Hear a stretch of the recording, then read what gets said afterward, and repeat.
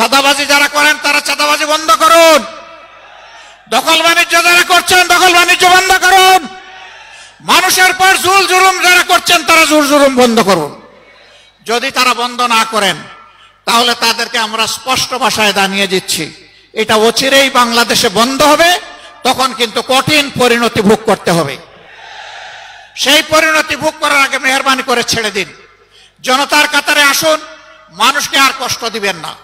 প্রিয় সিলেটবাসী, বরাবর আপনারা অন্যায় ও সত্যের বিরুদ্ধে আপনারা লড়াই করেছেন।